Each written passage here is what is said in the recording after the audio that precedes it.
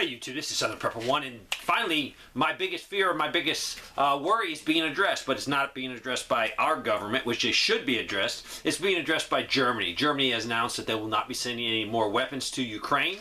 A few reasons why. First of all, they said they might need them if the conflict in Ukraine spreads to Europe. They're going to need them to defend their country. Also, they're worried about provoking Russia even more. Russia supplies them with a lot of natural gas, lots of oil, a lot of things they need to keep their country running. And without that, they're going to be very, very hard not to fall into a very bad recession. Now, it could get worse if the conflict in Ukraine goes longer and those natural resources flowing from Russia to Germany stops. Definitely a depression. Germany will be in very bad shape in the fall and the winter when it gets cold. So, Germany has said no more weapons to Ukraine. I think they did say they would facilitate letting Ukraine work with arms producers and buy directly, but Ukraine has no money. Ukraine is broke. I don't see that going to happen. My biggest fear is the U.S. running out of things, as in all the Stingers. We've given them over 1,400 Stingers, and this is public information, probably as accurately as can be compiled. 1,400 Stingers we've given them. We've also given them 4,600 Javelins. If you've never been in the military, if your job is to fire a Stinger, if your job is to fire a Javelin, a lot of guys don't fire them. Unless you go to war and you're actively shooting them, a lot of guys fire simulation trainers. It's very hard because these weapon systems are very expensive. So you don't shoot a lot of them. So I am deathly afraid that we're giving away everything.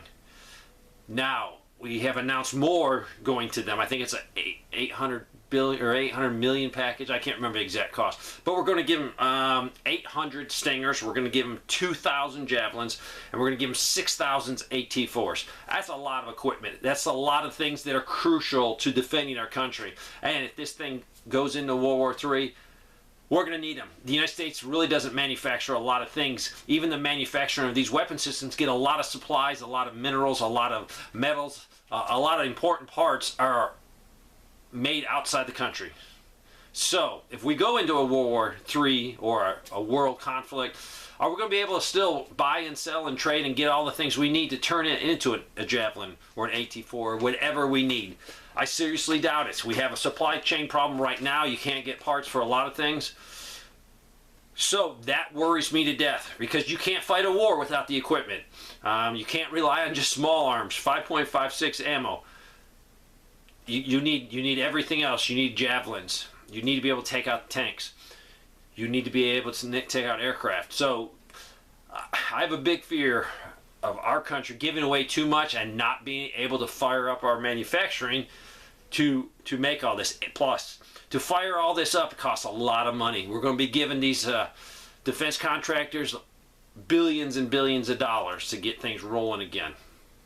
So, Germany's addressing it. Said, yeah, we gave it all we can, and now we can't give you any more. I have no faith in our military leadership at the highest level. I have no faith in our commander-in-chief to do the right thing to protect us. So, I hope we either can fire up this manufacturing of these key components. They're vital for national defense. And I hate when we give it away. We might need it one day very quickly. There's a lot of rumors coming out about China bringing troops into Europe. I've found one good source on it. I'd like to find multiple more good sources, but the rumors are China has moved into Serbia with some equipment, with some men. Right now, to me, it's out there, but it needs to be confirmed by multiple more sources. So yes, we could be drastically moving in that direction of World War III. Are you continuing to prep? Are you continuing to pray? Are you continuing to build community? You will not make it. If you're a single prepper out there, you're not going to make it. It's going to be hard enough to make it in a community of like-minded individuals and in a community of country folks. You can have a community of preppers that are working together in a large area, 5, 10, 15 mile square. But also inside that, in my area, are good, hard-working country folks. Just as good as a prepper. They don't call themselves a prepper, but I see what they're doing, and I don't know what's hidden in their basement or in their attic or in their supply. closets, but I can see what they're doing at their house. They're growing a garden. They got fruit trees. They use wood for heat. They're frugal people. So I am relying on a community of people to get through, because it's going to take a community. I've been trying to get that through your people's heads. Some of you are on board. Some of you said, I can't move. I'm in the city. You can move. You can move if you want to. It's going to cost you financially. It's going to cost you in time. It's going to cost you a lot of things. But until you get to the point that you truly believe that we're heading down a path of an economic depression, if we could be heading down a path of a world conflict, you're going to stay in your comfortable suburban house. You're going to stay in your comfortable city house. You're going to do it. I just pray you see the light and figure it out and get out while you can, because it'll come to a point where you won't be able to get out. And for you to leave, then you'll be leaving everything behind with nothing to take with you other than a car or truckload of stuff. I know every person is trying to get more prepared. I know that. And if you're unable to, you're financially unable. Just do what you can to position yourself in the best position. After that, do not beat yourself up. Do not worry. If you know you've done everything you can, there's nothing else you can do. I understand that. But I'm talking to the people that are still in a little bit of denial. You know, they say they're prepping hard, but they know they need to get out of the city. But they don't want to, because why should I get out of the city? I got restaurants just 2 miles down the road. Walmart's a mile down the road. I can go to the movies 3 miles down the road. And you want that lifestyle. And that's fine. But it's going to come a time when you're going to maybe look back and say, crud, I should have got out. I should have got out in the country. I should have got a 1 acre piece of property and put a little tiny house. I'd be better off. We don't know the future. I definitely don't know the future. I can look at economic indicators. I can look at political indicators. And then all I do is make an educated guess. That's all I do. And most people do just make educated guesses. So maybe I'm wrong. Maybe nothing will happen.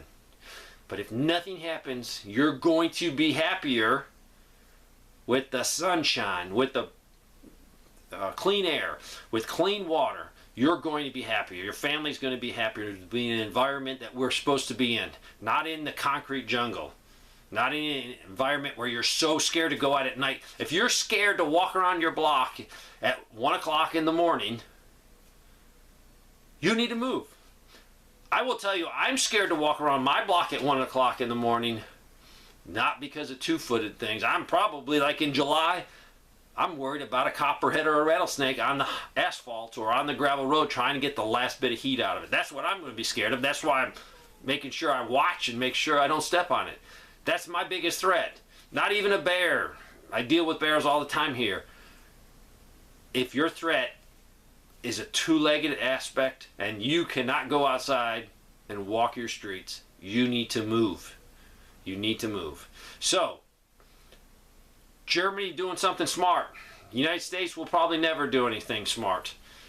But keep preparing, keep prepping. I'm going to talk about precious metals. It's going to be different than you think. I'm going to show you what I'm doing with my precious metals. I'm stacking it to the roof. And I'll show you what I'm doing in one of my next videos. Thanks for watching.